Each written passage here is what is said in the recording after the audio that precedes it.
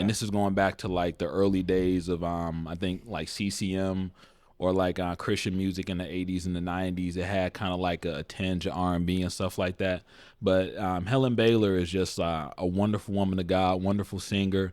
If you're Christian, and I won't say if you're black, but if you grew up like in like listening to black Christian music, or your mom did, you know who Helen Baylor is. She has a song called "Lifting Up the Name of Jesus." That's still really popular today. Like if you're riding to church on Sunday and you turn on 102.7 in Chicago, you will hear that song in regular rotation.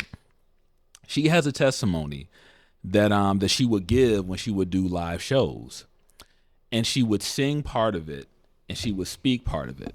And it was a testimony of somebody who had a gift for singing. It was discovered when they were like 12 that they can sing beautifully, and they grew up in the church, but then they kind of got mixed up in the world. And she would talk about how, like, yeah, my gift made room for me to be in spaces with Shaka Khan and with Stevie Wonder and with groups like Heat Wave and stuff like that. But then, she didn't have a grounding.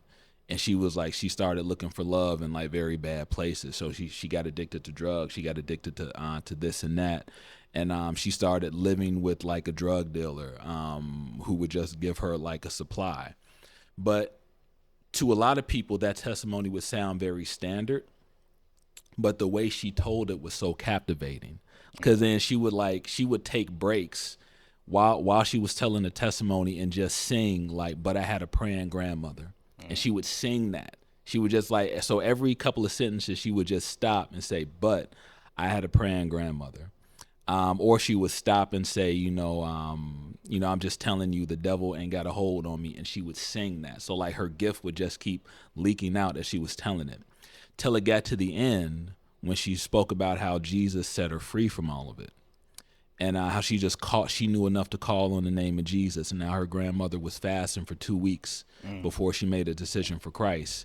And then she would end it by saying, and that man who was my drug supplier, he got set free too. And he's here with me tonight. That's my husband. Wow. So